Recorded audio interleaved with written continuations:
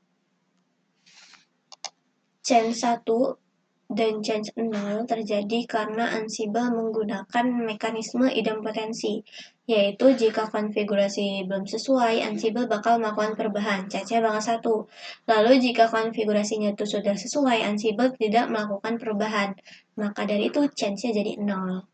Lalu kita jawab bagi nomor 3. Jalankan perintah solve VLAN brief, tampilkan hasilnya, dan bandingkan apakah sudah sesuai dengan desired state. Untuk output dari solve VLAN brief ini saya tampilkan, dan desired state YAML untuk VLAN seperti ini tasknya. Bisa kita lihat setelah dijalankan dan kita bandingkan hasilnya. Pada saat kita solve VLAN brief, terlihat bahwa kedua VLAN yang kita konfigurasi atau yang kita tuliskan di desired state itu muncul dan statusnya aktif. Bisa kita simpulkan bahwa konfigurasi VLAN pada switch sudah sesuai dengan desired state karena bisa kita lihat di sini udah muncul dan sesuai dengan apa yang dituliskan di desired state. Pertanyaan 4, tampilkan salah satu file JSON hasil post test, sebutkan data apa saja yang disimpan, mengapa data tersebut diperlukan untuk compliance. Jadi ini adalah hasil dari salah satu file JSON, yaitu dari S1. Data apa saja yang disimpan, di sini ada hostname, versi iOS yang berisi versi sistem operasi dari perangkat, lalu serial number, nomor seri perangkat yang menjadi identitas unik dari perangkat. Terus ada output dari solve VLAN brief. Tentu kita bisa lihat VLAN apa saja yang ada di konfigurasi saat ini. Lalu mengapa data tersebut diperlukan untuk compliance? Data tersebut diperlukan pada proses compliance karena berisi kondisi aktual perangkat yang harus dibandingkan dengan desired state. Informasi kayak hostname, versi iOS, serial number, dan daftar VLAN dapat membantu Ansible untuk memastikan apakah konfigurasi yang seharusnya diterapkan masih sesuai atau sudah berubah. Dengan data ini, sistem dapat mendeteksi jika ada konfigurasi yang hilang, lalu bakal ditangani. Sehingga memudahkan identifikasi state drift dan menjaga perangkat tetap konsisten. Pertanyaan berikutnya, apakah loopback yang ditentukan di desired state muncul pada hasil show IP interface brief? Jelaskan bagaimana compile script mendeteksi keberadaan interface tersebut. Tampilkan screenshot bagian tes ini. Ini hasil screenshot show IP interface brief. Bisa kita lihat di sini muncul loopback 27-nya dengan IP di sini, statusnya juga sudah up. Compile script dia mendeteksi keberadaan loopback dengan cara membaca file JSON hasil post test. Kemudian dia bakal mencari itu nama interface loopback yang ditentukan pada desired state.yaml. Terus nanti script itu bakal memeriksa apakah string nama interface tersebut muncul di bagian show IP interface brief. Jika nama loopbacknya itu ditemukan, tes ini bakal menampilkan status pass, dan tidak ditemukan maka jadi failed. Untuk tasnya ini, pertanyaan ke-6, setelah melakukan perubahan manual state diff dan menjalankan ulang compliance, akan ada kondisi hasilnya failed. Tampilkan hasilnya dan jelaskan bagaimana pesan Ansible membantu kalian mengidentifikasi drift. Nih kayak gini tadi ya, ada yang failed. Di laporan juga sudah saya screenshot, saya tempel hasilnya. Jadi pesan yang ditampilkan oleh Ansible tentu sangat membantu kita dalam mengidentifikasi bagian mana sih yang mengalami state drift. Ansible sendiri dia memberikan output yang cukup spesifik dan langsung menunjukkan elemen mana yang tidak sesuai. Misalnya kayak ini nih, Violet VLAN 27, Violet hostname mismatch. Nah, jadi dia kayak langsung spesifik Violet itu di bagian konfigurasi yang mana. Lalu nih pesan gagal yang jelas dan langsung menunjuk ke objek tertentu. Hal itu tentu membuat proses analisis jauh lebih mudah. Dengan begitu, kita bisa langsung nih mengetahui komponen mana yang harus dikembalikan ke konfigurasi sesuai desired state. Pertanyaan terakhir, apa hubungan antara desired state, actual state, idempotensi, dan compliance? Jelaskan dengan contoh dari hasil praktikum. Desired state sendiri itu merupakan kondisi konfigurasi yang seharusnya diterapkan pada perangkat, sedangkan actual state adalah kondisi perangkat yang sesungguhnya pada saat diperiksa. Lalu idempotensi di sini kita memastikan memastikan bahwa ketika playbook dijalankan berulang kali, perangkat tidak akan berubah lagi jika konfigurasinya sudah sesuai dengan desired state. Dan compliance berfungsi untuk mengecek apakah actual state masih sesuai dengan desired state dan mendeteksi jika ada perubahan yang tidak sesuai. Kita hubungkan keempat keadaan tersebut dengan praktikum. Nih, desired state berisi VLAN dan loopback sekian. Setelah deploy dijalankan, actual state perangkat bakal mengikuti desired state. Saat playbook dijalankan lagi, dia bakal muncul change-nya 0 karena idempotensi yang mencegah perubahan tidak perlu. Lalu ketika VLAN 27-nya dihapus dan hostname routernya diubah kayak yang sudah kita kerjakan tadi, actual state-nya bakal berbeda dari desired state. Pada saat compile dijalankan, Ansible bakal memberikan hasil Violet pada hostname dan VLAN 27 yang menunjukkan terjadinya state drift. Dengan demikian, desired state menjadi acuan, actual state dia menjadi kondisi real, dan idempotensi memastikan konsistensi konfigurasi, dan compile sendiri dia mendeteksi jika ada penyimpangan konfigurasi seperti itu. Di sini kita sudah selesai untuk menjawab semua pertanyaan yang ada, sudah menjelaskan, menjalankan, dan menunjukkan script dari setiap angka. Mungkin itu saja yang dapat saya sampaikan pada video kali ini. Apabila ada kesalahan, saya mohon maaf. Saya akhiri. Wassalamualaikum warahmatullahi wabarakatuh.